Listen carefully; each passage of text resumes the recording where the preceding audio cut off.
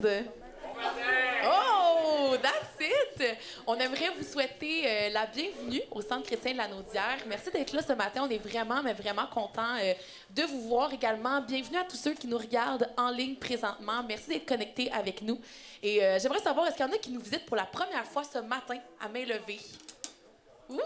Est-ce qu'on peut les accueillir chaleureusement? On est vraiment contents que vous soyez là avec nous.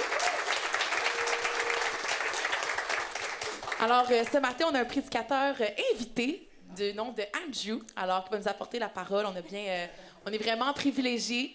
Et juste avant, on va prendre un temps dans la présence de Dieu, dans la louange. Mais juste avant, j'inviterai tous les enfants et adolescents qui sont impliqués dans la pièce de Noël de descendre dès maintenant. Il y a une pratique qui débute dès maintenant, donc les enfants et les adolescents qui sont dans la pièce de Noël. Pour tous les autres, on vous invite à vous lever debout. Et on va débuter avec un mot de prière et ensuite plonger dans la louange. Mon Dieu, mon roi, on veut prendre un temps arrêté en ce moment pour tout déposer dans tes mains, au pied de ta croix, oh Dieu. Jésus, toi, tu sais exactement ce que chaque personne a vécu ce matin, ce qui a passé au travers cette semaine. Pour certains, peut-être que c'est une semaine difficile. Pour certains, peut-être c'est une semaine qui était plus joyeuse. Mais dans tous les cas, Jésus, on veut s'arrêter et prendre un temps avec toi. Jésus, on veut fixer nos yeux sur toi. Parce que lorsqu'on fixe nos yeux sur toi, on revient à l'essentiel. Et on veut prendre ce temps pour louer ton nom. On veut prendre ce temps pour se rappeler de qui tu es. On veut prendre ce temps pour connecter avec toi, pour écouter ta voix. Que tu puisses ouvrir nos cœurs et on veut tout simplement te donner toute la place qui te revient. Prends la place, Jésus. Prends la place. On veut débuter cette semaine, en ce dimanche matin, avec toi. On aurait pu être nulle part ailleurs. Nulle part ailleurs. Wow! Mais, oh là là, mais Jésus, on est là. On est là, puis on veut juste...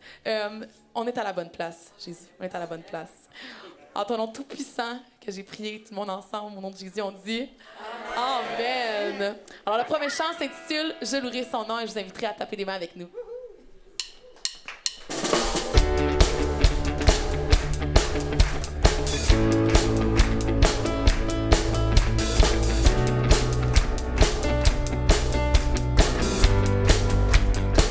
On y va. Je veux danser et louer. Le ressuscité vit en moi, son nom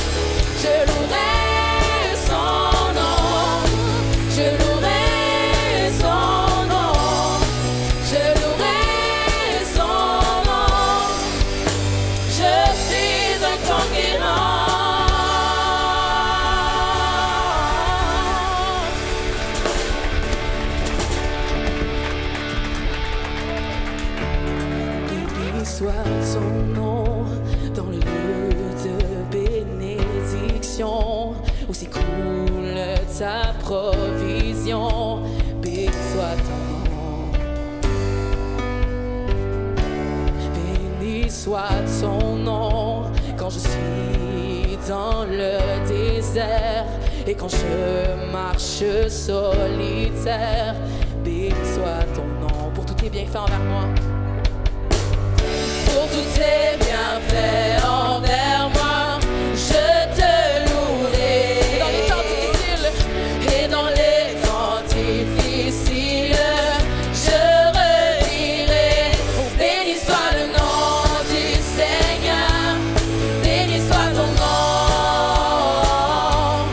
béni soit le nom du Seigneur, béni soit ton glorieux nom.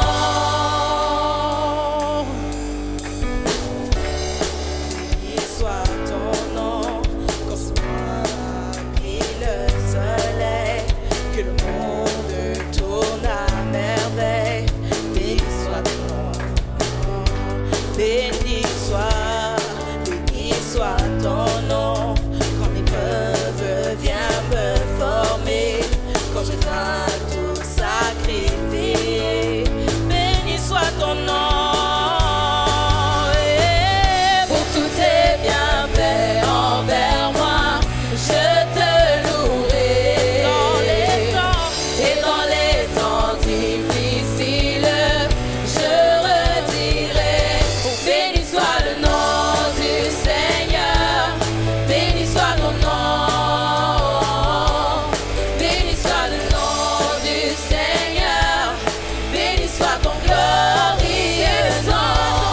Béni soit le nom du Seigneur, béni soit ton nom, béni soit le nom du Seigneur, béni soit ton glorieux nom.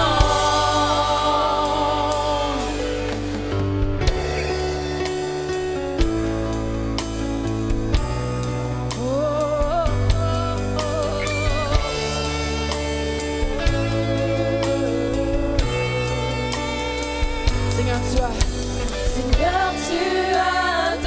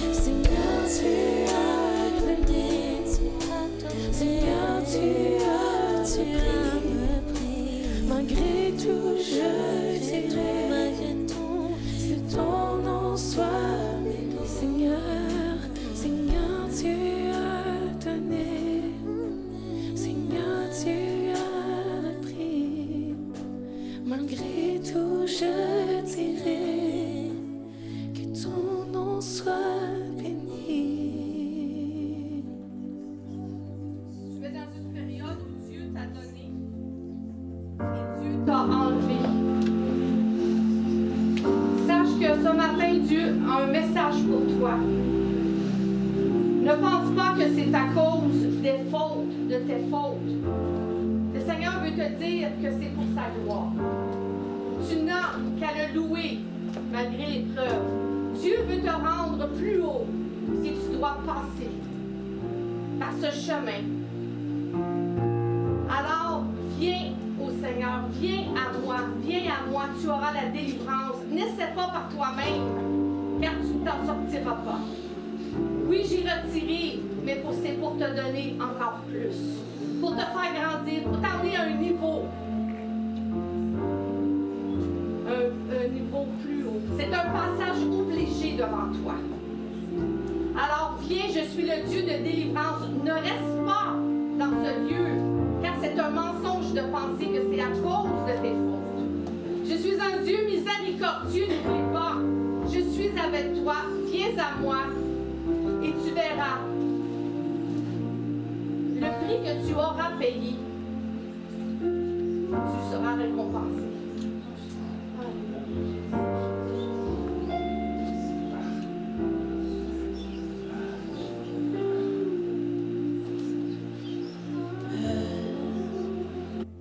Je n'ai qu'un désir, être près de toi et sentir tes bras. Père, tu m'as envoyé ton Fils bien-aimé pour quiconque croit. Saint-Esprit qui donne la vie, anime en moi ce feu pour toi. Saint-Esprit, viens par ta pluie, rafraîchis-moi.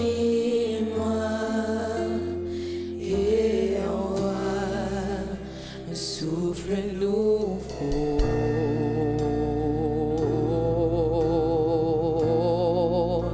un souffle nouveau,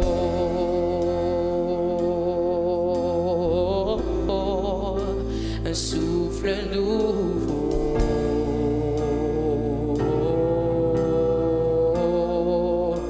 un souffle nouveau.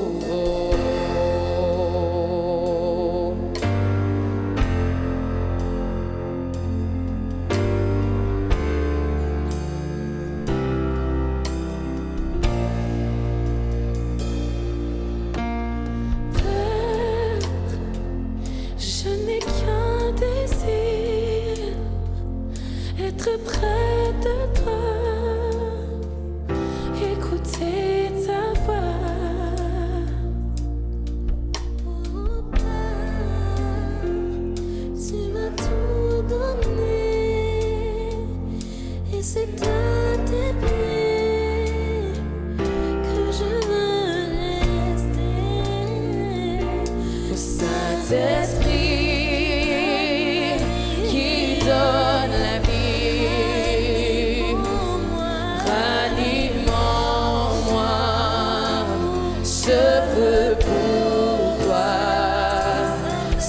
Saint-Esprit, viens par ta pluie, rafraîchis-moi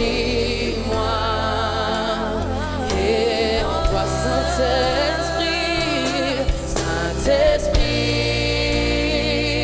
qui donne la vie, ranime en moi ce feu pour toi.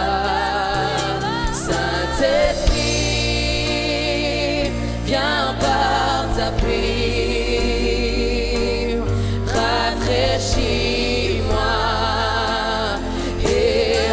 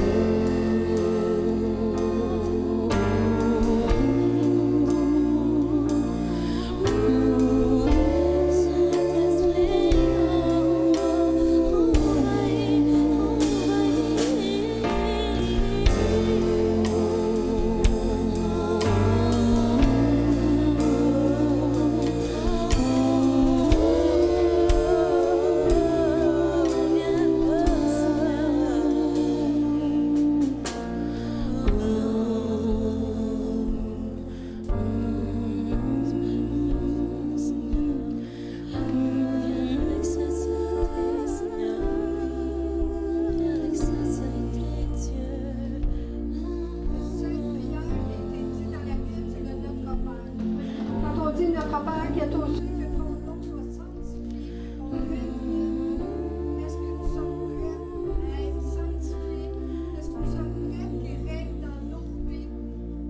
Est-ce que sa volonté est notre volonté? C'est notre volonté qu'on va remettre au Seigneur. Cette prière est plus que nous. Elle nous a été donnée. Et on devrait, chaque parole de cette prière, la méditer et la vivre complètement.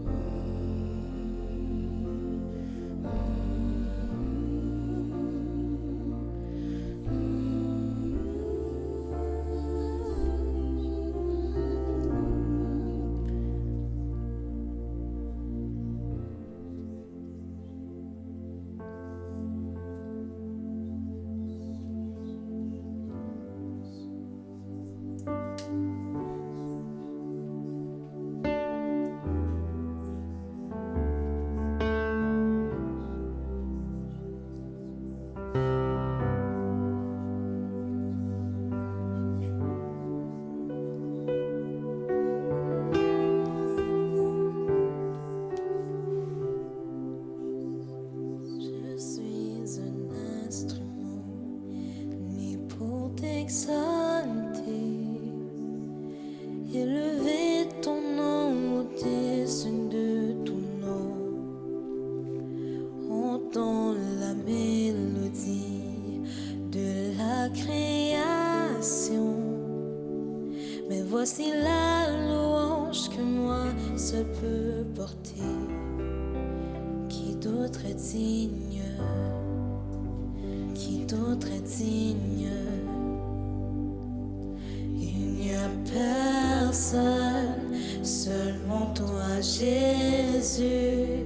Qui d'autre est digne?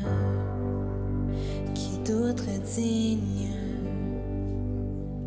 Il n'y a personne, seulement toi, Jésus.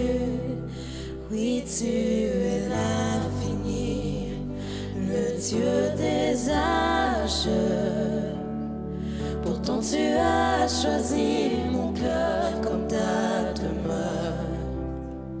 Tu prends mes faiblesses, me montres ta gloire.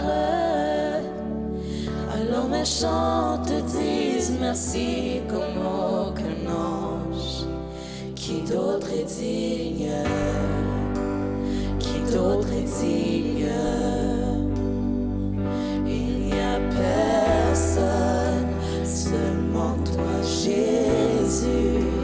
Qui d'autre est digne? Qui d'autre est digne? Il n'y a personne, seulement toi, Jésus. Qui d'autre est digne? Qui d'autre est digne? Il n'y a personne, seulement toi, Jésus. Qui d'autre est digne? Qui d'autre est digne? Il n'y a personne, seulement toi, Jésus.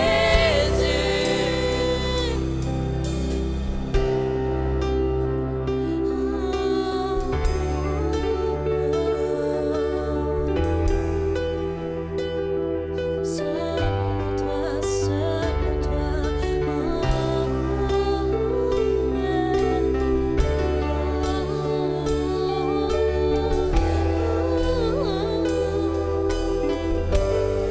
Oh, c'est l'agneau de Dieu.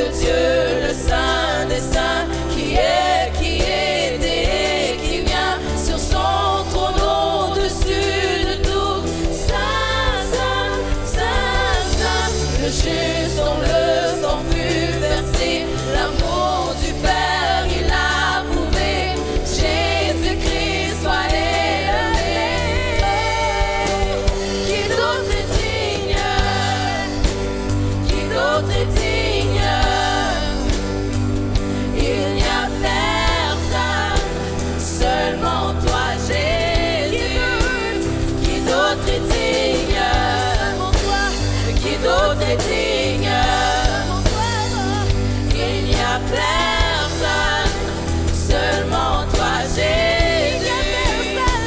Il n'y a personne, seulement toi Jésus. Il n'y a personne, seulement toi Jésus.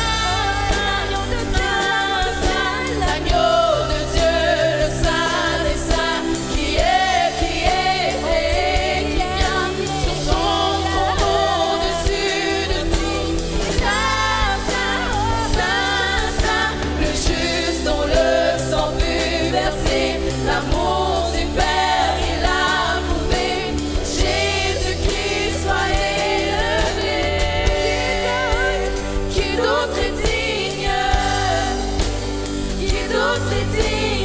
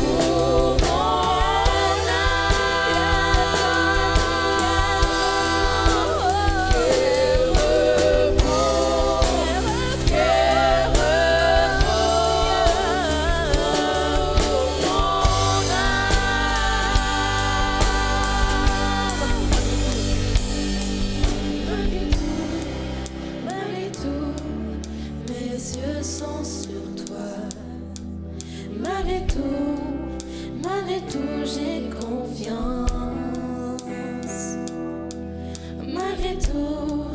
Malgré tout, mes yeux sont sur toi. Quel repos pour moi.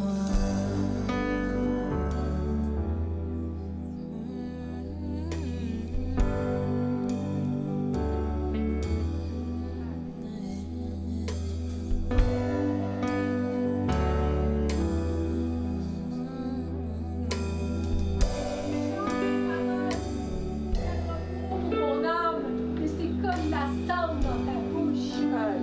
C'est comme la cendre dans ta bouche. Parce que tu ne vis pas ce repos dans ton cœur. Tu es agité.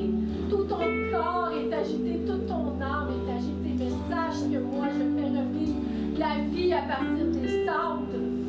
Je vais mettre la paix dans ta vie. Je suis le prince de la paix. Je suis celui qui donne la paix qui surpasse toute intelligence. Tu n'as juste qu'à venir à moi et me donner la clé de ta vie, de tous les compartiments de ta maison spirituelle dans ton cœur. Il y a des clés que je n'ai pas. Il y a des portes qui sont fermées à tout le tour que tu ne me confies pas.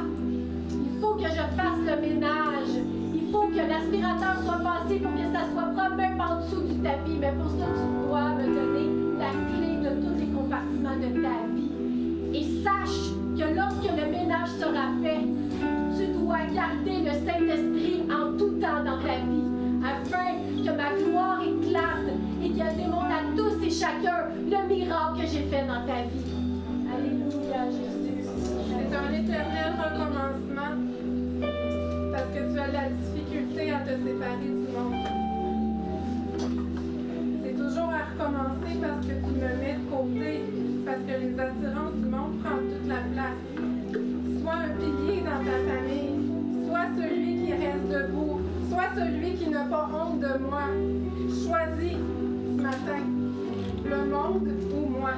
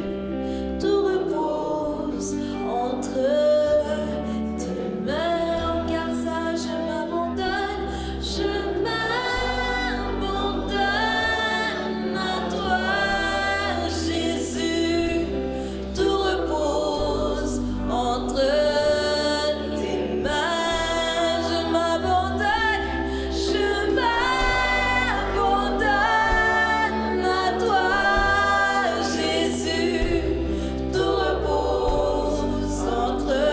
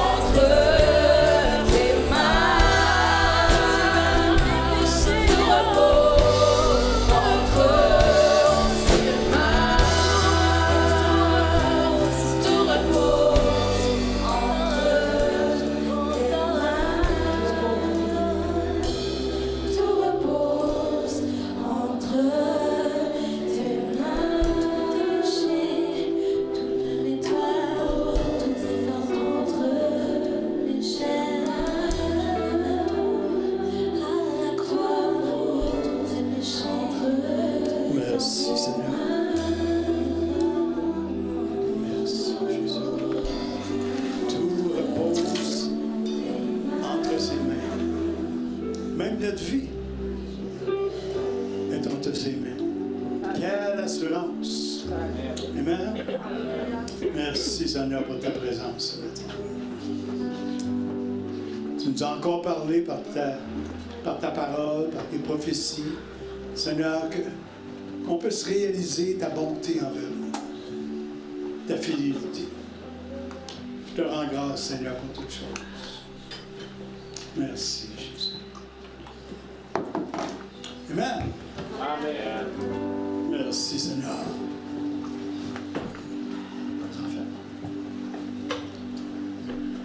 Est-ce qu'il reste des enfants à descendre pour Oui, alors les enfants, ateliers de la relève? les ados, vous restez ici. Oh, Alors les ados restent ici, mais tous les enfants qui ne sont pas des ados, merci, Seigneur. Oh, hallelujah! La neige tombe sur nos cheveux blancs.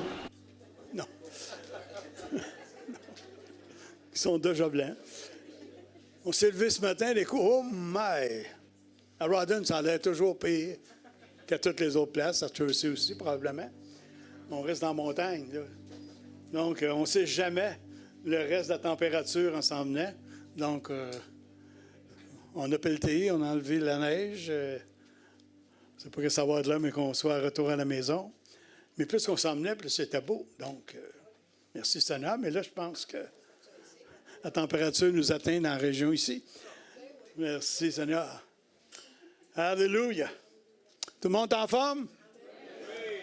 Il est mieux d'être en forme. On a un jeune prédicateur ce matin. Là. J'aime les jeunes prédicateurs. Amen. J'ai déjà été un jeune prédicateur. Ouh, ça fait longtemps. Mais j'aime les jeunes prédicateurs. J'aime ça les voir prêcher. J'aime le travail que Dieu fait dans leur vie. Et j'apprécie tellement la nouvelle génération. Il y a une belle génération qui s'en vient. Frère et sœurs, beaucoup de jeunes que le Seigneur prépare pour son œuvre. Et c'est encourageant. Il y a un avenir extraordinaire dans l'œuvre de Dieu. Donc, on accueille la famille de notre frère, Andrew.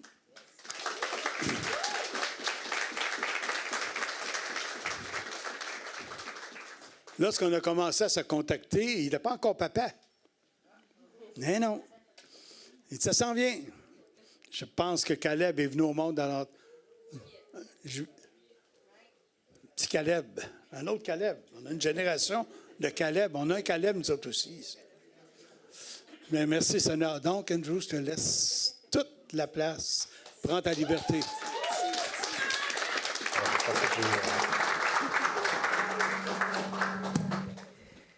Bon matin, tout le monde.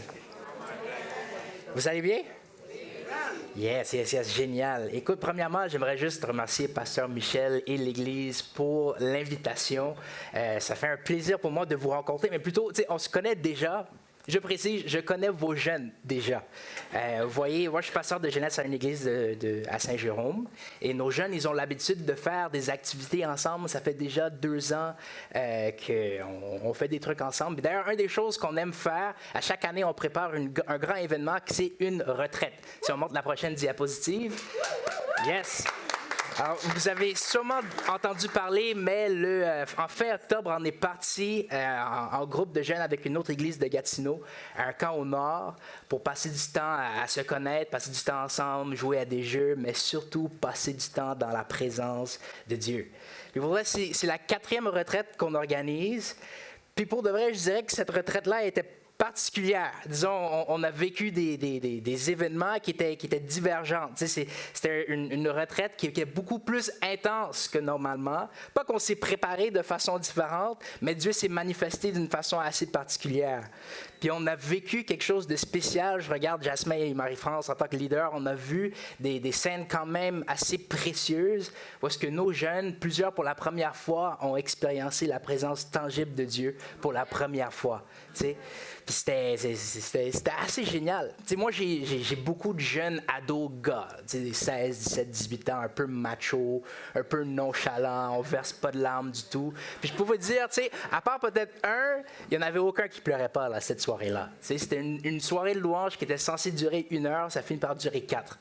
Tu sais, c'était assez intense. Puis je me souviens, en réfléchissant à ce samedi soir-là, je me disais, je me souviens de mes premières fois.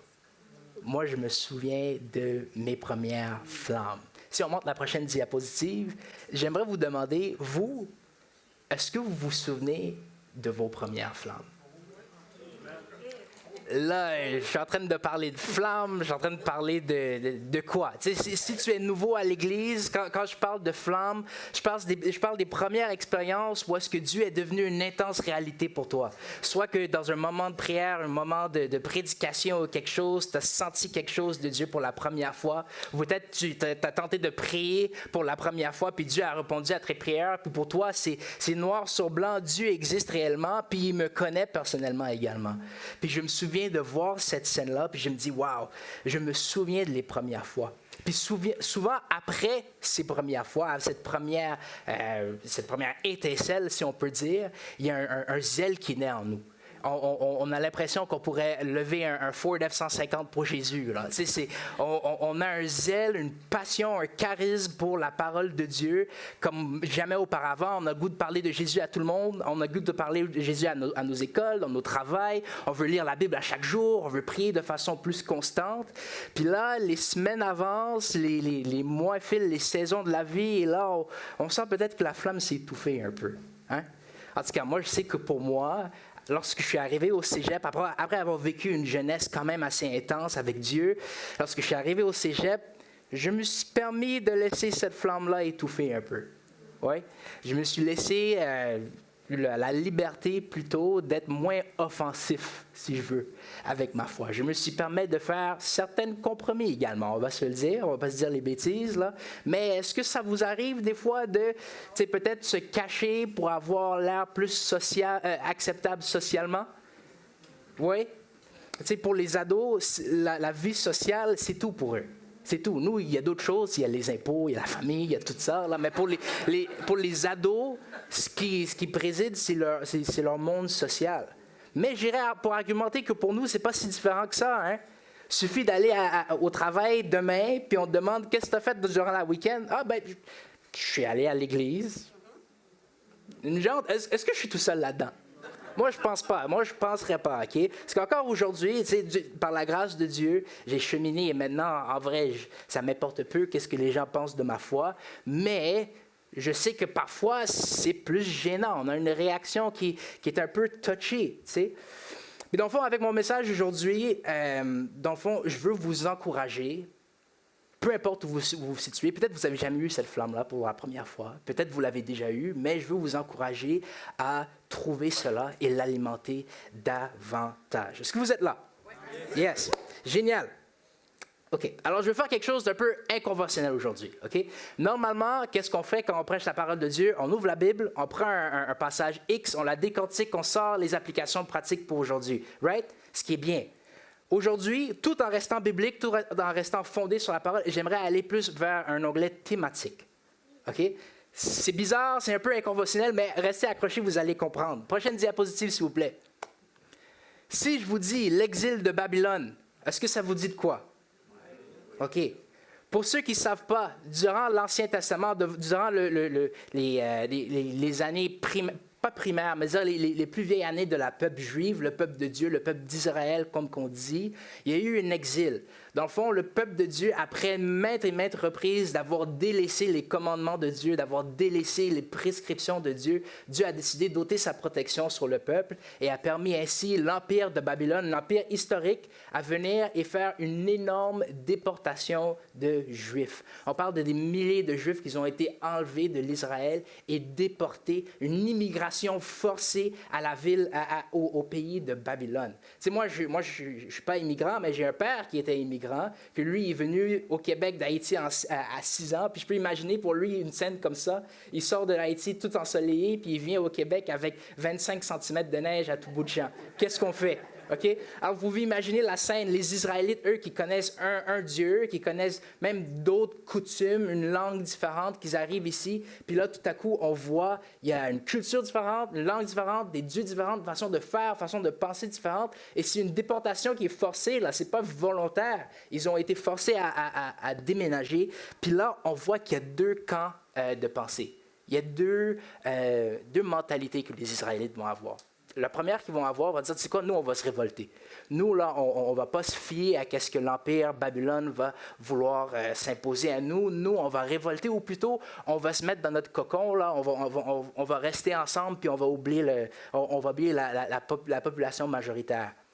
Et de l'autre point de vue, l'autre anglais, on a ceux qui vont dire, bon, quand on est à Rome, on fait comme les Romains, exactement. Puis on va adopter les dieux, on va adopter les coutumes, puis on va se faire babyloniens nous-mêmes. OK? Et là, Dieu, il envoie un prophète.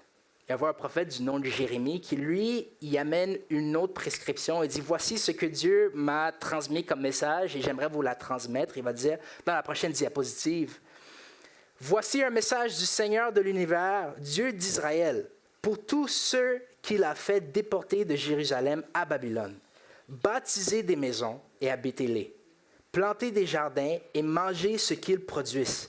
Mariez-vous avec des fils et des filles. Choisissez des femmes pour vos fils et donnez vos filles en mariage pour qu'ils aient des enfants à leur tour. Devenez nombreux là-bas, ne diminuez pas. Travaillez pour développer la ville où le Seigneur vous a exilés. Priez-le pour cette ville parce que votre bonheur dépend du bonheur de cette ville. Ça, c'est la parole de Dieu, ça. Donc, qu'est-ce que Dieu est en train de dire? Dieu est en train de dire, installez-vous bien comme il faut. OK? Installez-vous comme il faut, travaillez pour cette ville, travaillez pour le fonctionnement de ce nouvel environnement et surtout, ne compromisez pas votre foi. Ne pliez pas à l'Empire Babylone, ça c'est clair. Il ne dit pas ici, mais on sait de Dieu, il veut la fidélité, amen. Mais ne restez pas dans votre cocon, mais plutôt laissez-vous, pas laissez-vous transformer, mais plutôt transformer la ville à votre tour. OK? Alors, au lieu d'être difficile, soyez coopérative, OK? Et continuez à prier. Et vous voyez, c'est quand même assez compliqué de se situer là-dedans. Comment est-ce qu'on se place en tant qu'alien, si on veut, dans une communauté qui est hostile? D'ailleurs, on est chanceux, on a un autre prophète qui vient dans les mêmes environs là, dans l'exil, du nom de Daniel. Vous connaissez Daniel?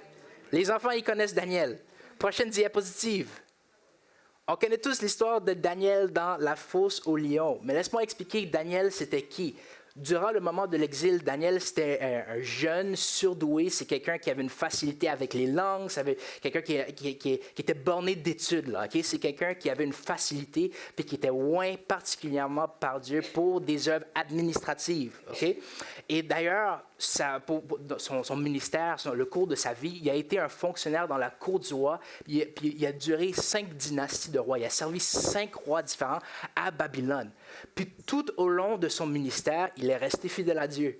Il est resté fidèle à Dieu, il a continué à prier, il continué à faire ce qu'il pensait qui était bien, tout en servant l'empire de Babylone. Et vous voyez, l'histoire de Daniel à la fosse aux lions est quand même particulière. Parce qu'ici, on a Daniel, qui est plus âgé à cette époque-là, okay, qui a déjà beaucoup de renommée, les rois l'apprécient beaucoup, puis il augmente de grade, il a des promotions, puis on le considère comme quelqu'un de fiable. Les rois, ils apprécient beaucoup Daniel. Mais vous voyez, dans l'Empire Babylone, le roi, lui, se considérait également comme un dieu. Il se considérait comme le centre de l'univers et il tolérait peut-être la religion de Daniel parce que Daniel était si efficace, vous voyez. Et à un certain moment, on a les collègues de Daniel qui, eux, sont jaloux. Ils voient que Daniel il est bien apprécié, il a une certaine prestance, puis là, eux, ils veulent avoir un genre de... Ils veulent faire un coup sur Daniel, dans le fond. Puis qu'est-ce qu'ils disent? Ils s'en vont influencer le roi. Ils disent, le roi, t'es si génial pour de vrai. Là, on devrait faire... Tu sais qu'est-ce qu'on devrait faire? Pendant 30 jours, on devrait faire une loi que tout le monde devrait prier seulement à toi, sous peine de se faire jeter dans la fosse au lion. Là, le roi, bon, oui, je pense que oui, en effet, je le mériterais, ça, un 30 jours de gloire pour moi-même. Tu sais quoi? Je signe la pétition et voilà ce qu'on va faire. Bien, comme vous pouvez savoir, les collègues mesquins, ils ont dit, ah oui, mais tu vois, Daniel, lui, il prie au Dieu d'Israël régulièrement, on ne lui a pas vu prier envers toi, et bien, tu sais, ça c'est pénalité, là, on doit agir. Et là, le roi il est perplexé. Il dit, bon, Daniel, là, dis-moi, s'il vous plaît, est-ce que tu as prié, j'ai juste demandé 30 jours que tu puisses laisser ton Dieu de côté. Est-ce que, dis-moi, s'il vous plaît, que tu l'as fait. Daniel, ben non, tu me connais, moi je resterai fidèle toujours à mon Dieu. Eh bien, le roi, j'imagine devant sa cour, il ne veut pas avoir l'air de plus petit que ça, c'est un Dieu après tout. Hein? Alors il dit, bon, ben Daniel, faut ça lion, OK? Mais il est stressé, il ne dort pas la nuit, puis finalement il dit, qu'est-ce que je viens de faire? Je viens juste de perdre mon plus grand fonctionnaire, tout ça. Alors le lendemain matin, à la première heure, il s'en va, il court voir la fosse au lion, puis il voit Daniel, est-ce que tu es là? Il dit, ben oui, je suis toujours là. Ben oui, je suis là. Dieu a permis de fermer la bouche au lion. Puis là, le roi, lui, c'est un truc de fou pour lui. Là. Puis tout à coup, il va commencer à louer Dieu. Le roi qui se considérait Dieu, maintenant, va donner gloire au Dieu véritable à cause de la fidélité de Daniel. OK. Est-ce que vous êtes là? On respire un peu. On a fait un cours d'histoire, je vous ramène un peu à l'école. Maintenant, on revient dans le concret, OK? Qu'est-ce que je veux dire par tout ça? Les amis, la domination de Babylone ne prit jamais fin. C'est la réalité. Si je regarde de façon historique, là, je viens juste de dire que l'empire de Babylone n'existe plus aujourd'hui. C'est vrai. Mais si vous regardez l'histoire d'Israël, après Babylone, il y a eu un autre empire, et un autre, et un autre, et un autre. Et vous voyez, même dans le temps de Jésus, il y avait un genre de Babylone, les Romains. Les Romains. Pendant 500 ans, le peuple d'Israël, les Juifs, étaient sous l'oppression, puis ils attendaient le Messie.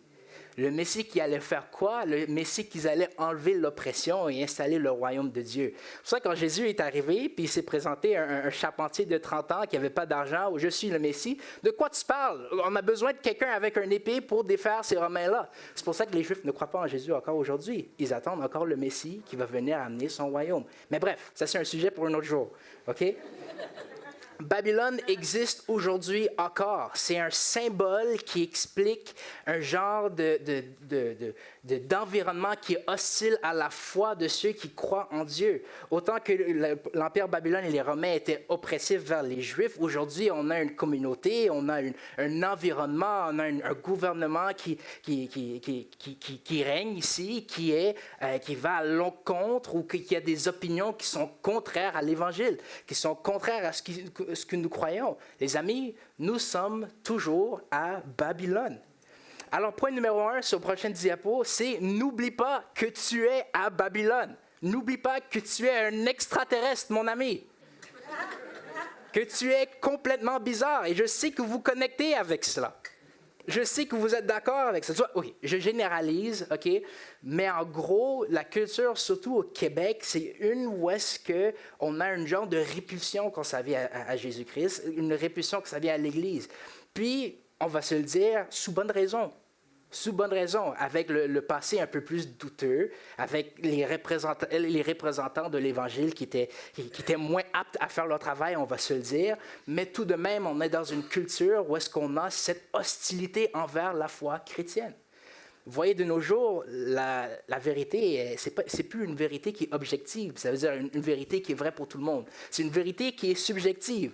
Tout le monde a le droit de faire ce qu'il veut jusqu'à temps qu'on commence à parler de Jésus. Amen? Jusqu'à temps qu'on parle de Jésus comme l'être ultime, c'est là, là on s'arrête. Pourtant, tu peux faire n'importe quoi d'autre, mais parle-moi pas de Jésus. Ça, on le voit. C'est une hypocrisie qui est flagrante. On est à Babylone et il ne faut pas avoir peur. C'est la réalité. Si les amis, ce que nous savons, ce que vous savez déjà, peut-être je vous l'avance pour la première fois, c'est que Jésus est la vérité ultime. Jésus est l'être ultime. Jésus est l'ultime, l'ultimatum. Qu'est-ce que je veux dire par ça? C'est que chaque personne, tôt ou tard, va devoir faire un choix sur qu'est-ce que Jésus veut dire pour eux. Cet homme-là de 33 ans qui est mort à la croix il y a plus que 2000 ans, chaque personne va devoir faire un choix sur qu'est-ce que cette personne-là veut dire pour lui, soit de rejeter ou soit de croire en lui. Peu importe, dans cet environnement-là, où est-ce que tout le monde doit se faire son choix, moi j'ai fait le mien, et je suis confiant que vous avez fait le sien. Pour moi, Jésus est le chemin, la vie, la vérité. Amen. Là, avec cette conviction, on fait la minorité. OK? Bon, caucus, comment est-ce qu'on s'y prend? Comment est-ce qu'on gère tout cela? Puis Jésus, dans le fond, il donne une prescription. Dans la prochaine diapositive, voici ce que Jésus va dire. Vous êtes la lumière du monde. Quand une ville est construite sur une montagne, elle ne peut être cachée. Et quand on allume une lampe, ce n'est pas pour la mettre sur un seau. Au contraire, on la met bien en haut et elle brille pour tous ceux qui sont dans la maison. De la même façon, votre lumière doit briller devant tout le monde, alors les autres verront le bien que vous faites. Ils pourront chanter la gloire de votre Père qui est dans les cieux. Amen. Là, je ne sais pas si vous avez la tendance de regarder en ligne sur YouTube ou sur TikTok même, mais il y a beaucoup de crainte dans la communauté chrétienne en ce moment.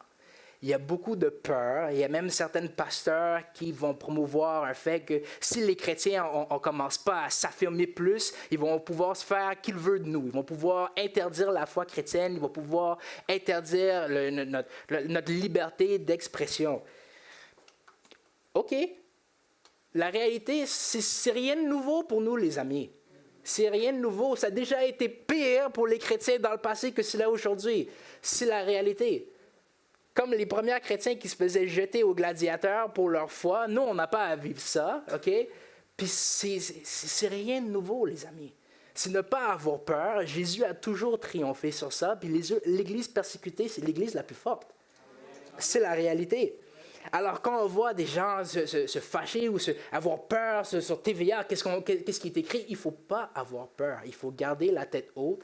Pas faire comme les Israélites en Babylone qui veulent se révolter ou se retirer dans leur cocon, mais plutôt, il y a quelque chose qu'on doit faire en tant que chrétien. On a une certaine lumière qu'on doit apporter. On doit interagir avec notre culture. On va interagir avec nos voisins d'une manière qui est particulière. Vous voyez, il y a certaines personnes dans l'Église, certains chrétiens, qu'eux, ils se contentent de théoriser si Jésus va arriver dans l'année qui suit ou l'année d'après. Tu sais, je me souviens, je parlais à un jeune qui disait « Ma mère est convaincue, là, en printemps, Jésus revient. » OK, peut-être bien. Ça se peut très bien. Puis si c'est le gars, encore plus raison pourquoi on doit se mettre en action en tant qu'Église. Jésus pourrait arriver demain, comme qu'il pourrait arriver plus tard. On ne le sait pas, il n'y a personne qui le saura. Okay? Mais si c'est le cas, encore plus raison pour nous de s'activer. Amen? All right. Alors, les amis, les prescriptions que je vois que la parole nous demande de faire, quand j'ai réfléchi à tout ça, je pense qu'on est dans un mode de cultivation. Qu'au lieu de cultiver la peur, on devrait cultiver la foi. Amen. Au lieu de cultiver la crainte, on devrait cultiver la confiance. Au lieu de cultiver les arguments avec les autres, surtout les arguments dans les commentaires, on devrait cultiver les relations. Plutôt que de cultiver le dégoût qui nous fait se renfermer, on devrait cultiver l'amour. Et voyez, on a l'exemple parfait en Jésus-Christ, que lui, dans une société qui est hostile à lui, autant les religieux que les non-religieux, lui, il s'est positionné de la manière parfaite. Dans le fond, quand ça venait aux taxes, puis tout ça, il dit « Donne à César ce qui lui appartient. » Tu sais, si la loi te demande de faire quelque chose, eh bien, fais-le. Et en même temps, aime ton voisin comme toi-même. Sois un bon intendant de la place dans la société que Dieu t'a donnée. Alors, au lieu de rester sous une roche, au lieu de rester dans notre communauté chrétienne, Dieu appelle son Église à s'élever.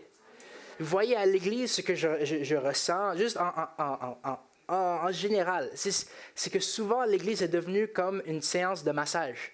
Où est-ce qu'on vient à l'intérieur, on a des douleurs, on a des choses qui ont besoin d'être traitées, puis on vient, puis ensemble, dans la louange, dans la prière, dans la communauté, on soigne ces trucs-là. Mais je pense que l'Église est maintenant appelée à devenir un centre de réhabilitation physique. Où est-ce qu'on va venir maintenant, puis oui, avoir des massages pour nos blessures, mais également des exercices pratiques pour qu'on puisse ressortir et vraiment faire ce qu'on est appelé à faire. Vous voyez, l'Église est appelée à être en action. Alors, de façon pratique, qu'est-ce que ça peut dire? Qu'est-ce qu'on peut faire demain de façon concrète pour être l'Église qui va s'activer? Eh bien, tout simplement, les amis, maîtrise ton emploi. Maîtrise ton emploi dans le séculier. Ce que tu fais dans le séculier, c'est autant important que qu'est-ce qu'un pasteur va faire un dimanche matin. Parce que tu es la Bible dans ton environnement, tu es la parole de Dieu dans ton environnement. Alors, maîtrise ton emploi à un tel point que les gens te regardent et disent « Wow, il y a quelque chose de différent chez lui. Il y a quelqu'un de différent chez elle. » Maîtrise ton emploi, maîtrise ça comme il faut. Deuxièmement, souris à tes voisins. Souris à tes voisins. Quand tu t'en vas au Maxi pour faire tes épiceries, demande à la caissière comment est-ce que ça va aujourd'hui. Pas besoin d'essayer de trouver une façon de l'attirer à ton petit groupe ou quelque chose, mais juste de dire bonjour pour dire bonjour. Juste de dire comment ça va pour dire comment ça va. Troisièmement, sois un ambassadeur du pardon. Pardonne ton frère, pardonne ta sœur, pardonne ceux qui t'ont blessé, tout simplement, ou moins simplement. On le sait, c'est pas facile. Amen. Je suis là-dedans. Je suis avec vous là-dedans. OK? Oui, je prêche, mais je prêche la réalité que nous vivons tous. OK? Et quatrièmement, très important, recherche comment apporter la lumière de ta façon, selon ta combinaison unique, selon ton unicité. Là, ce que je te demande, ce n'est pas d'aller aux galeries de Rive-Nord, faire une table d'évangélisation et dire « Allez, convertissez-vous tous, s'il vous plaît. » Si c'est ton style, gloire à Dieu, vas-y, fais-le. Je t'encourage, ce n'est pas une mauvaise chose. Mais on s'entend qu'il y en a d'autres qui sont plus introvertis. Amen. On s'entend qu'il y en a d'autres que ça leur plaît un peu moins. OK? Eux, je préfère acheter un café pour mon collègue. Je vais le faire. Il n'y en a pas un qui est pire que l'autre. Il n'y en a pas un qui est pire que l'autre. Il faut arrêter de faire un genre d'élitisme spirituel où est-ce qu'à cause une personne a certains dons et l'autre personne n'en a pas, que cette personne est plus près du trône de Dieu ou pas. C'est faux. C'est faux. Tout le monde a été créé pour un certain monde, pour un certain groupe de gens selon une combinaison unique. All right? Il faut célébrer l'unicité. Il faut célébrer cela. Okay? Alors, dans ta manière, réfléchis de façon pratique. Là. Toi, aujourd'hui, au Québec, en 2026, quand je m'en vais à mon travail demain, Seigneur, qu'est-ce que je peux faire aujourd'hui pour que tu puisses shine un peu plus? Qu'est-ce que je peux faire? Mais surtout, ne laisse pas la pression de Babylone étouffer ta lumière. Deuxième diapositive. Oh, pas deuxième, mais prochaine plutôt, désolé. N'oublie pas que tu ne viens pas de Babylone. OK. On a parlé des compromis avant, vous vous souvenez? On parlait aussi comment le peuple d'Israël, eux, ils se sont permis de... Tu sais, on va adopter les autres dieux, on va faire comme eux. Et puis dans l'Empire romain, ils ont fait la même chose. Puis je dirais, aujourd'hui, c'est pas si différent. Hein? On se le permet aussi des fois de rire à certaines blagues ou de tolérer certaines choses, même de participer dans certaines choses. C'est la réalité. Mais les amis, il ne faut pas laisser la lumière ou la pression de Babylone étouffer la lumière qui nous a été donnée. Tu vois, et moi, je peux être à faute là-dedans aussi. On est tous susceptibles à ça, puis on doit se rappeler également l'importance de la lumière qui est en nous. Alors, il y a une scène en particulier dans la Bible, OK, que, pour de vrai, je trouve ça quand même assez intense comme scène. Quand je lis la Bible, je fais ça de façon fun. Okay? Moi, je suis pasteur de jeunesse, je dois essayer de faire ça un peu Hollywood. OK? Alors, prochaine diapositive. Okay? Parce qu'on va se le dire, là, okay? de lire les petits mots sur une page, pour tout le monde, c'est pas évident. Il y a certaines personnes que c'est plus difficile. Moi-même, je suis quelqu'un qui aime bouger et j'ai besoin d'un peu plus de dynamisme. Alors, je m'imagine la scène, puis une scène quand même assez intime. OK? Parce que c'est la dernière prière que Jésus va faire pour ses disciples juste avant qu'il s'en va sur la croix. Là, on imagine la scène. OK? C'est le dernier repas. Jésus, il sait que dans une couple d'heures, c'est fini pour lui. Il est avec ses disciples. Ils étaient avec eux pendant 3 ans. Puis les disciples, c'est pas des... Souvent, on a l'impression que les disciples, c'est des hommes avec des grosses barbes, ils ont des loyers, puis tout ça. Mais non, au contraire, c'était des jeunes. Le plus vieux, il avait sûrement 21, mais c'était des jeunes ados, c'était des jeunes. Puis Jésus, il s'en va les laisser, puis il leur confie maintenant cette tâche, puis il sait qu'est-ce qui leur attend. Il sait la persécution qui les attend. Lui-même, il sait qu'il va souffrir de façon intense plus tard. C'est le moment de vérité. Et là, il vient, il prend ses amis avec lui, puis il commence à prier. Je peux imaginer la scène. Je peux imaginer l'énergie électrique qui est là. Je peux imaginer les larmes qui coulent. J'imagine Jésus quasiment en train de trembler parce que oui, il était Dieu, mais il était homme également. Oui, il avait vécu l'anxiété également. Je peux imaginer ça. Il y a les disciples qui sont en train de dire, mais voyons, qu'est-ce qui se passe? Pourquoi est-ce qu'il est instabilisé? Moi aussi, je suis instabilisé. J'imagine cette scène-là. Et Jésus, il fait une merveilleuse prière dans Jean 17. Je vous l'encourage à lire, mais juste une petite partie que j'aimerais parler avec vous aujourd'hui. Parce que Jésus va dire, maintenant, Père, je vais auprès de toi. Mais je dis ces paroles dans le monde pour qu'ils aient en eux-mêmes ma joie. Une joie qui est totale. Moi, je leur ai donné ta parole et le monde les a détestés. En effet, ils n'appartiennent pas au monde comme moi, je n'appartiens pas au monde. Mon frère, ma sœur, tu es né dans le monde, mais tu ne viens pas du monde. Tu es un alien, tu es un extraterrestre, tu es un être bizarre. C'est la réalité. Moi, je ne trouve pas de bizarre, moi, je te trouve cool, mais pour la communauté qui nous environne, tu es une anomalie. Tu es une anomalie. Qui ici a écouté le film Le Matrix? Sûrement, la majorité. OK? Mais on a cette scène où est-ce que Neo, après avoir pris la pilule, tout à coup, il se lève dans un bassin d'eau, puis il chauffe tout ça, là, puis il regarde autour de lui, puis il voit plein d'autres personnes dans la même situation que lui. Il dit « Waouh, j'étais comme ça, qu'est-ce qu'on fait en ce moment? » C'est la même chose pour vous. Du moment que Jésus est devenu une intense réalité pour vous, vous êtes devenu un extraterrestre. Vous êtes devenu un agent secret. Vous êtes devenu un agent dans un monde qui est hostile envers vous. Vous êtes derrière les lignes ennemies. C'est la réalité. Et là, tu sais, souvent, je parlais avec mon ami, puis on parle du martyr. Okay? Puis on voit en ce moment, surtout au Nigeria, il y a quelque chose quand même assez intense où est-ce que les chrétiens sont en train de se faire persécuter au point de perdre la vie. Okay? Puis là, on luttait avec ça. On dit, nous, qu'est-ce qu'on a à se plaindre au Québec? Qu'est-ce qu'on a à se plaindre avec les gouvernements, puis tout ça, puis les tensions avec les collègues, alors qu'eux, ils sont au point de perdre la vie. T'sais? Puis lui, qu'est-ce qu'il m'avait dit? C'est que, oui, mais Dieu a prévu qu'on soit né ici, dans cette année, dans cette époque, avec ce premier ministre, avec ce maire, dans cet emploi. Dieu a prévu ça pour moi. T'sais? Puis, on ne va pas tous mourir une mort d'un martyr. On n'a pas tous... C'est pas tous le destin de tous ici. Mais les amis, chaque chrétien doit avoir le cœur d'un martyr. Chaque ami doit avoir le cœur d'un martyr. Le cœur d'un martyr qui est prêt à dire « Jésus par-dessus tout ». Jésus par-dessus toute chose. Jésus par-dessus ma famille. Jésus par-dessus mon épouse. Jésus par-dessus ma job. Jésus par-dessus tout. Jésus par-dessus comment que je me sens. Jésus par-dessus les circonstances qui m'environnent. Jésus par-dessus qui est en train de siéger à la chambre haute. Jésus par-dessus tout. Jésus l'ultime.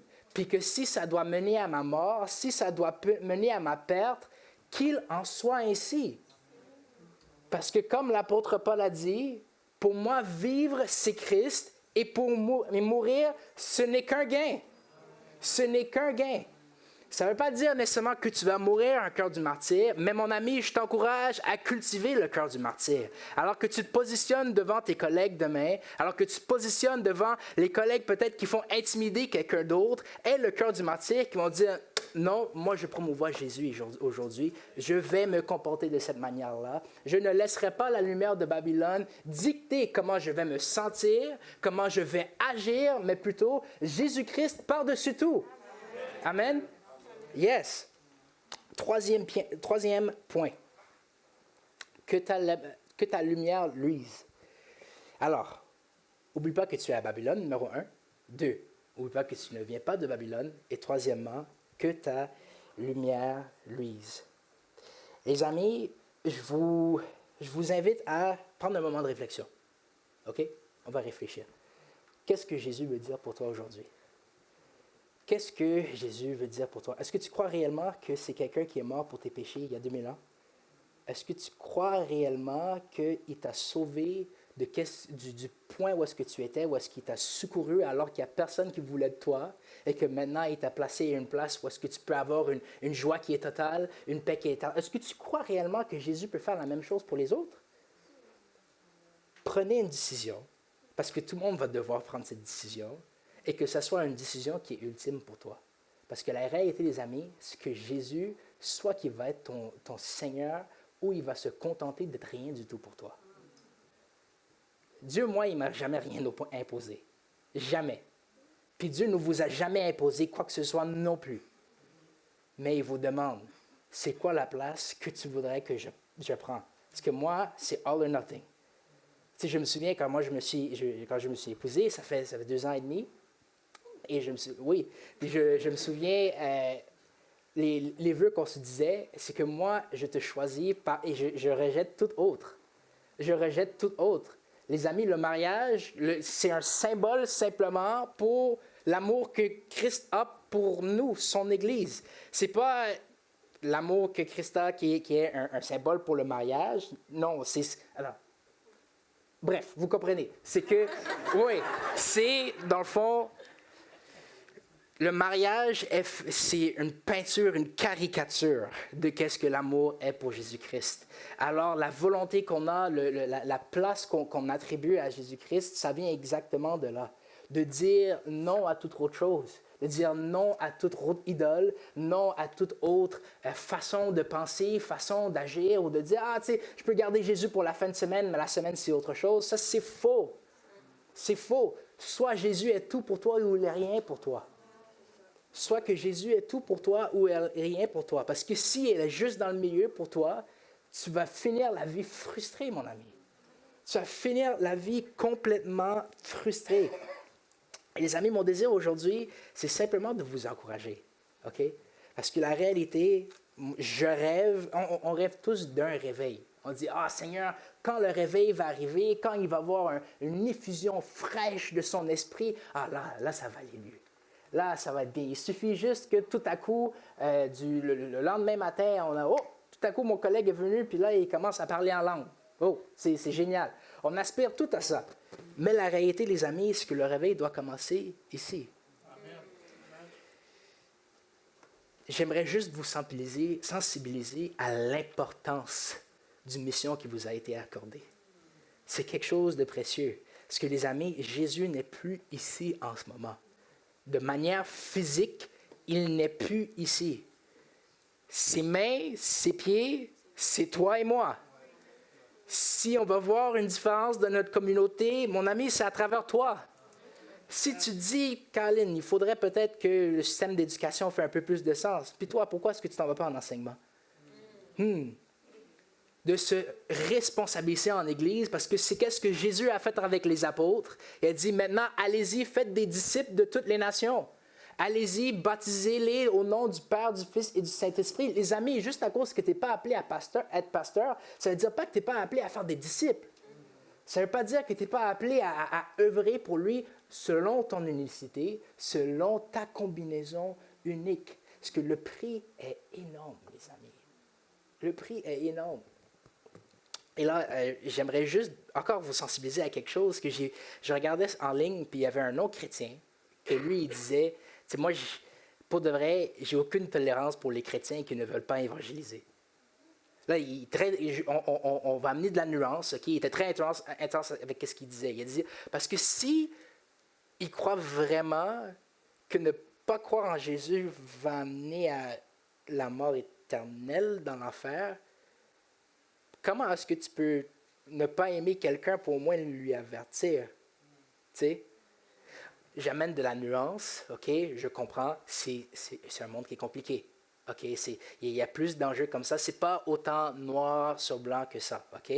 Mais ce que j'apprécie, puis qu'est-ce que je veux qu'on retienne ici, c'est que tu évangélises ou pas, ça ne fait pas de toi un moins chrétien. C'est pas ça. OK? Mais ce que j'aimerais t'encourager aujourd'hui, c'est de regarder ton environnement et savoir que le prix, il est très, très énorme. Et que ces gens-là, ils ont besoin de toi.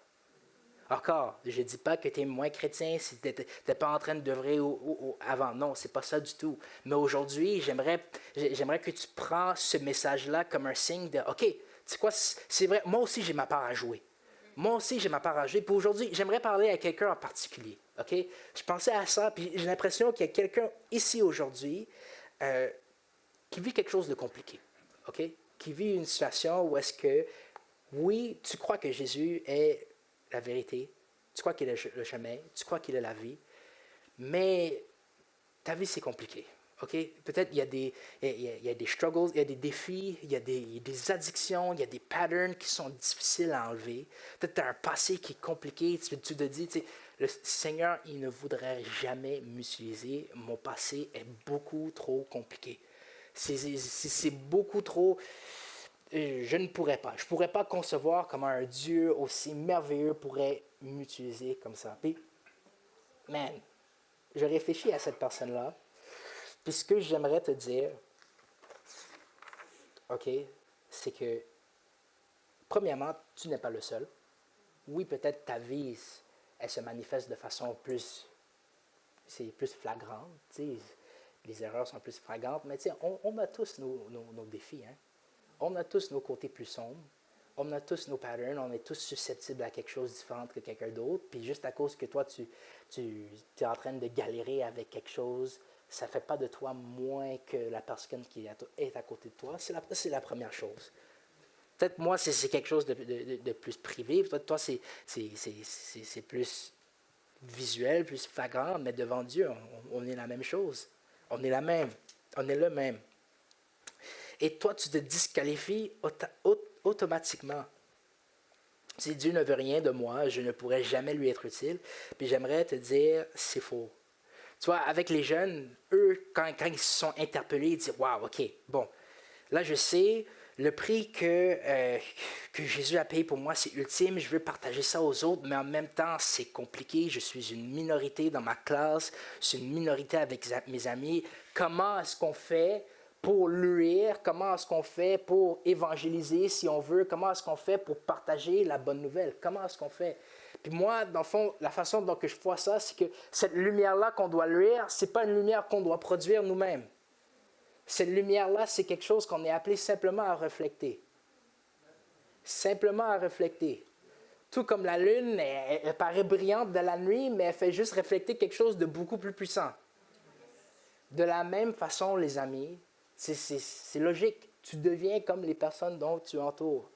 De la même façon, restez ancrés dans la présence de Dieu. Venez à l'église. Venez dans vos petits groupes. Passez du temps dans sa présence. Occupez-vous premièrement de votre propre jardin et je te garantis, ça va se découler elle-même. Ça va se découler elle-même. Est-ce que ça enlève un peu de pression? Ça enlève un peu de pression? De se concentrer premièrement sur faire le ménage avec Jésus, sur qu'est-ce qui se passe à l'intérieur, et je te dis, ça va sortir de façon naturelle. Ça va sortir de façon tangible, et ça va sortir de façon qui n'est pas forcée, une façon qui est authentique, et une façon qui ressemble parfaitement à toi. Vous voyez? Alors, à celui qui se disqualifie en ce moment, j'aimerais te dire que la lumière est autant puissante que celle de ton voisin. Parce que c'est par cette même lumière qui est en toi, et c'est celle qui a été donnée aux menteurs, aux meurtriers, aux adultères et aux voleurs. Et c'est par cette même lumière que leur entourage a été changé. Par cette même lumière, les malades ont été guéris, les gens libérés, les gens encouragés et ultimement dirigés vers celui qui est la source de cette lumière, Jésus-Christ. Alors les amis, on a quelque chose à faire. Prochaine diapositive, alors que j'invite le band de louange à s'approcher. Moi, j'aime le concret. Est-ce que vous aimez le concret? Oui. Moi, je veux savoir, OK, bon, moi, je suis vendu qu'est-ce que je peux faire demain pour pouvoir inculquer ce message-là? Comment est-ce que de façon pratique, je peux mettre ça en fonction? Puis je vous inviterai à prendre note de ça. Puis dans vos moments de prière, dans votre moment de dévotion, réfléchissez, premièrement, ou de façon subconsciente ou consciente également, est-ce que j'ai fait des compromis dans ma vie quand ça vient à Jésus? Si ou est-ce que je me suis permis de lâcher la pédale de gaz un peu? T'sais? Puis ça, des fois, ça ne vient pas de première vue. Puis c'est une question, je pense, qu'on doit toujours se demander au courant de notre vie. La Bible parle souvent de s'examiner, de tester notre cœur, de tester les esprits. Et j'aimerais vous dire, demandez-vous cette question. Où ai-je fait des compromis dans ma vie? Parce que moi, je réalise, même pour moi-même, je sais, il y a des fois où est-ce que ça laisse à désirer, là. Ça laisse à désirer. Puis c'est un muscle qu'on doit s'efforcer de se rappeler avec la grâce qui accompagne aussi, de savoir que Jésus ne te donne pas une claque en arrière de la tête si tu failles, mais plutôt il veut juste te coacher à amener à quelque part de différent. Mais permets-toi de te poser cette question, où est-ce que j'ai fait des compromis dans ma vie? Et la deuxième question, c'est où est-ce que Dieu me demande à moi de briller? Comment est-ce que Dieu me demande à moi de briller? Comment? Qu'est-ce que moi je peux faire? Est-ce que c'est acheter un café pour mon collègue? Est-ce que c'est pour aller prendre un repas avec quelqu'un? Est-ce que c'est de peut-être aller visiter cette grande tante qui habite tout seul? Comment, de quelle façon est-ce que moi je peux aimer les autres? Parce que les amis, c'est à travers notre amour que les gens vont réaliser que Dieu est véritable.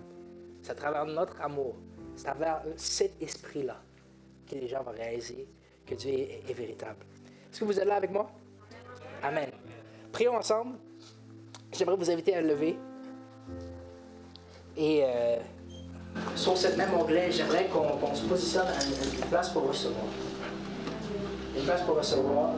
Et que le cri de ton cœur s'élève vers Dieu, que les pleurs de ton cœur s'élèvent vers Dieu, que les pétitions de ton cœur s'élèvent vers lui. Sache que Jésus est présent ce matin.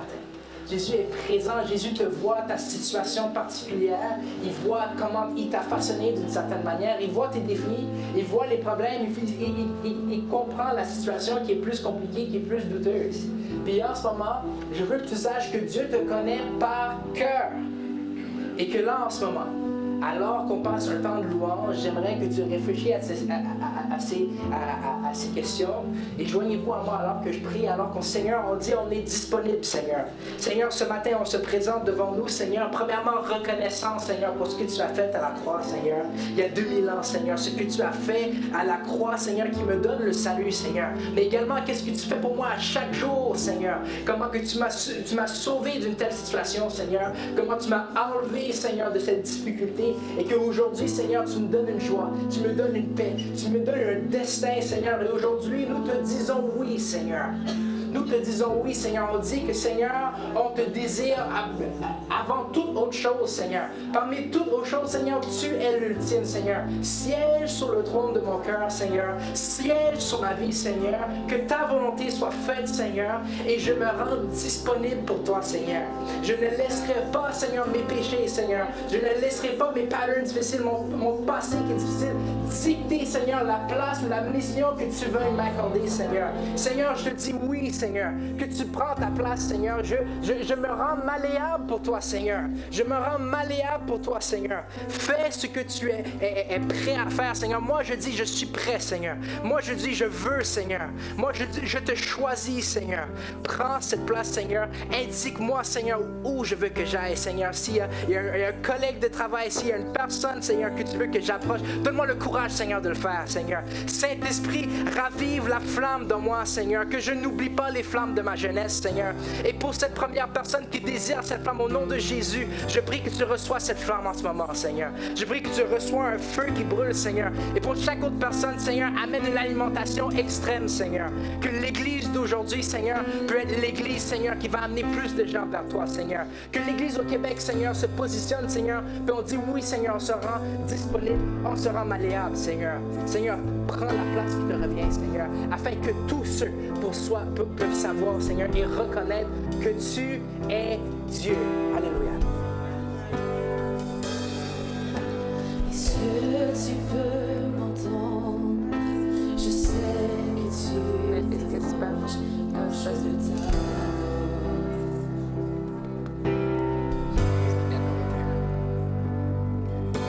Et pris par ton amour, les vagues, les vents viendront, mais je demeure.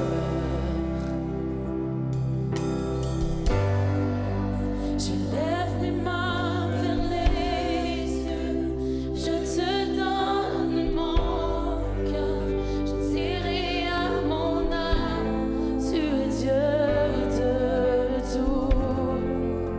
Même si les mers se déchaînent, tu parles et tu les calmes, tu es mon repos, tu es au contrôle.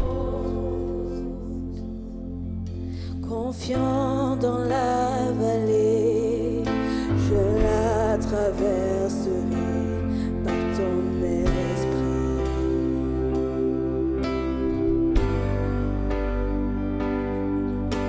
Tu conduis tous mes pas, tu me redonnes la vie, j'ai besoin de toi.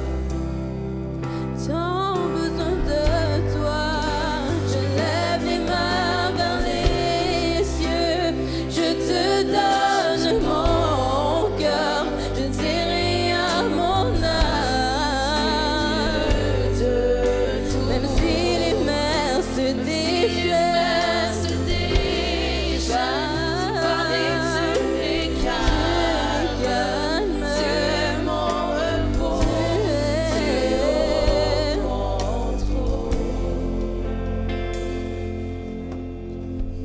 Pendant que nous sommes dans sa présence,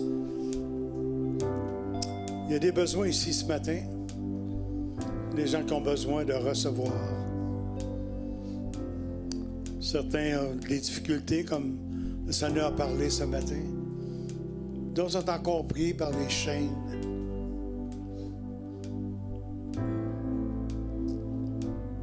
Dans leur cœur, leurs pensées sont pris. Ils ont besoin d'une libération ce matin. Le message a été donné. Et on doit prendre en considération que nous sommes dans les mains du Seigneur. Et que nos cœurs, notre âme, nos pensées doivent être en lui. Mais pour certains frères et sœurs, ici ce matin, ce n'est pas le cas.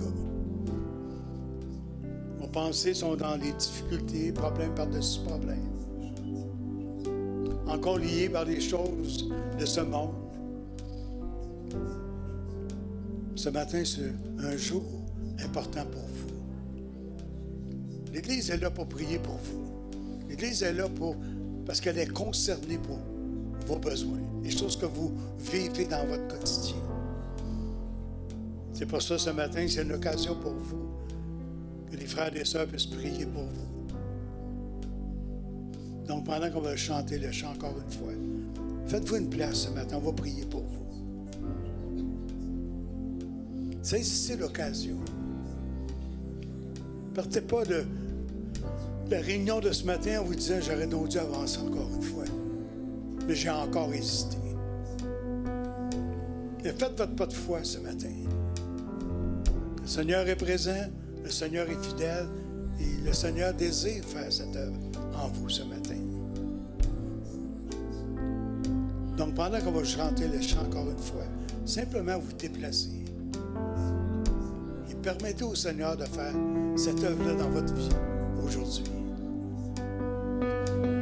Amen. Ça. Oui, Esprit de Dieu.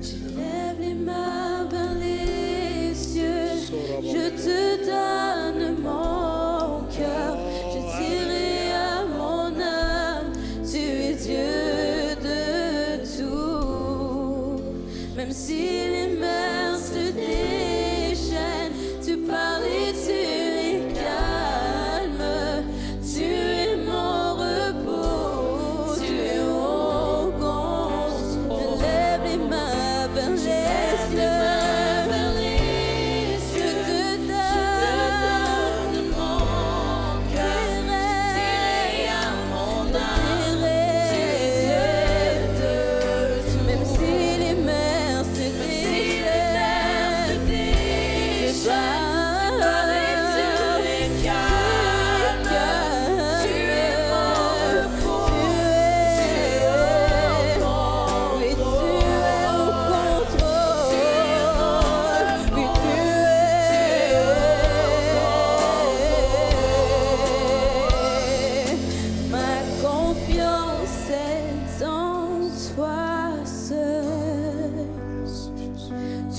Toutes tes œuvres sont parfaites et complètes.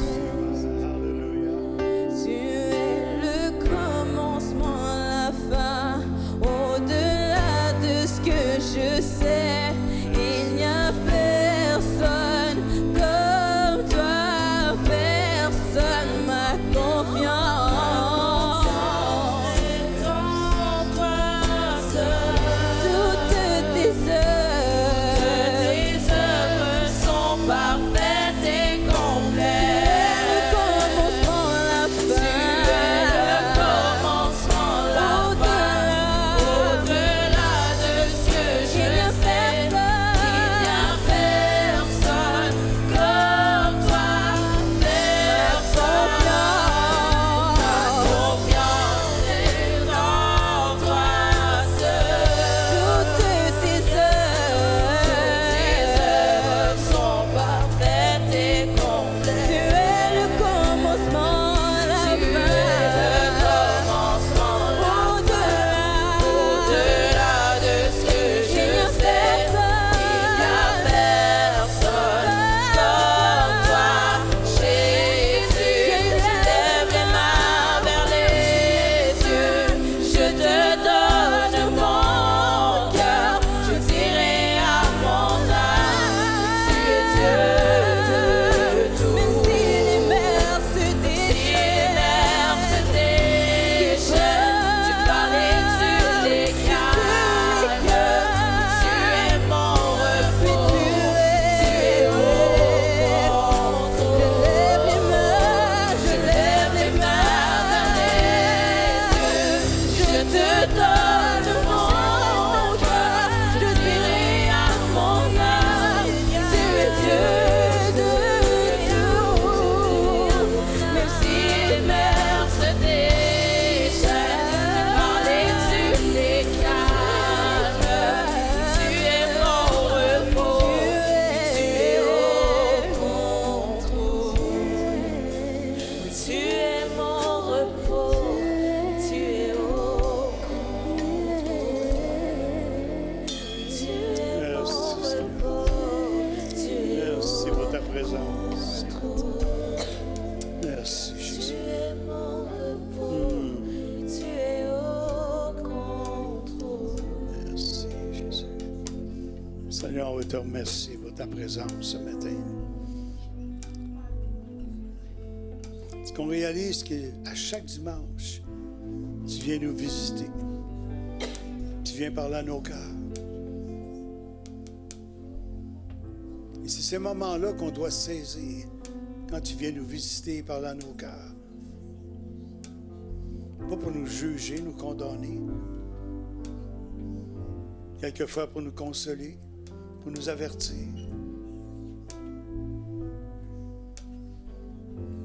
Une parole de compassion.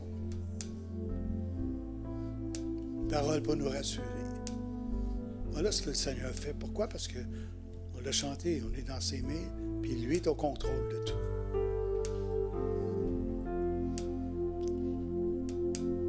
Comme à travers le message de ce matin. Comme chrétien, on doit se poser des questions, ce qu'on est rendu avec le Seigneur. De s'éprouver soi-même pour voir si on est encore dans la foi. Donc, cette semaine, qu'on puisse prendre le temps de répondre à ces questions. Amen. Seigneur, on veut te remercier ce matin pour ta présence au milieu de nous. Merci pour notre frère, Pasteur Andrew, qui est venu nous apporter la parole. On a tellement apprécié, Seigneur, que cette jeune génération se lève pour annoncer ta parole. Bénis sa famille. Bénis son enfant Caleb. Et Caleb, donnez-nous cette montagne. Et on a besoin de cette génération qui se lève, dit, donnez-nous cette montagne, la montagne de l'Éternel. Amen. Dans le nom de Jésus. Avant, vous pouvez vous asseoir. Valérie.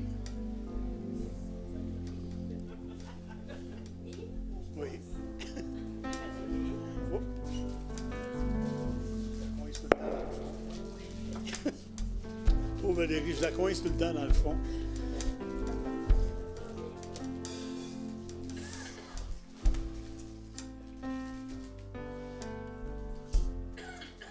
Alors, bonjour à tous. Wow, quel beau dimanche. En plus de ça, regardez la tempête, ça s'est calmé un peu, fait que le retour devrait se faire mieux qu'on voyait tantôt. Là, ça devrait bien se passer.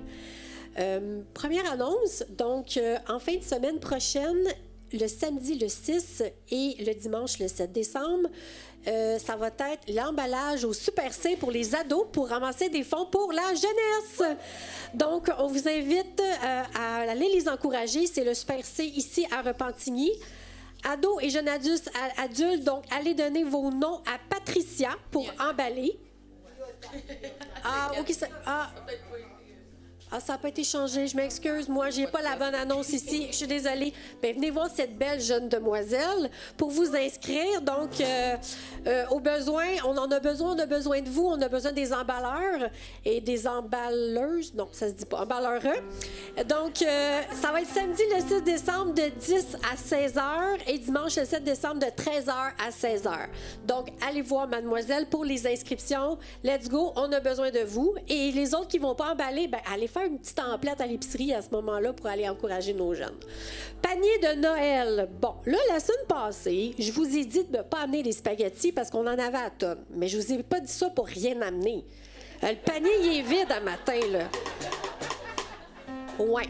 Donc, je vous encourage tous à aller à l'épicerie cette semaine, à apporter un petit quelque chose. Ça peut être la pâte à dents, ça peut être des serviettes hygiéniques pour femmes, de l'alimentation non périssable aussi, mais pas des spaghettis, s'il vous plaît. On en a à tonnes, comme j'ai dit. Mais apportez des choses. Le panier est vide. On aimerait ça la semaine prochaine qu'il soit plein. On se fie sur vous. C'est à cause de vous que les familles dans le besoin vont être bénies. On aimerait ça bénir des familles cette année encore pour pouvoir acheter des cadeaux de Noël aux enfants aussi qui n'ont pas de cadeaux. Donc, on vous encourage à donner des denrées et on vous encourage à aller donner un don si le cœur vous le dit à l'espace bienvenu pour qu'on puisse acheter des cadeaux pour les enfants. Bien entendu, venez pas le 23 décembre, c'est un peu trop tard, bien entendu, parce qu'on doit préparer ça d'avance pour pouvoir bénir les familles. Donc, on vous encourage, dès après l'Assemblée, d'aller à l'espace bienvenu pour donner votre don pour les paniers de Noël. Souper de Noël des femmes, c'est ce vendredi qui s'en vient, dernier dimanche pour payer ces 10 $. Ça a le lieu ici à partir de 17h30. L'inscription se fait à l'espace bienvenu. C'est 10 $ pour les femmes.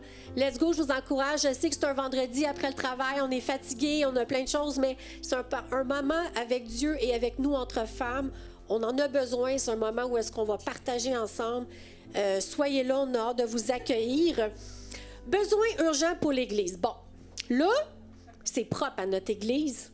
C'est pas poussiéreux. Je voudrais qu'on remercie notre frère Paul parce qu'il travaille très fort pour que ça soit vraiment, vraiment propre.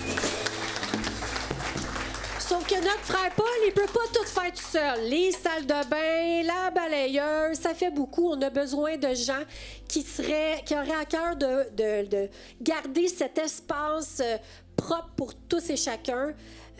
Donc, on a besoin des gens qui voudraient s'impliquer dans l'équipe d'entretien du ménage. Si c'est quelque chose que vous avez à cœur, donc allez voir notre frère Paul. C'est vraiment urgent. Il est comme un peu tout seul pour le faire. On a besoin de personnes engagées dans l'Église. Donc, on se fie sur vous. On est une communauté. Si on peut aller à la salle de bain puis que c'est propre, ça sent pas le petit pipi ou le petit canard à pattes cassées, c'est parce qu'il y a des gens qui font le ménage.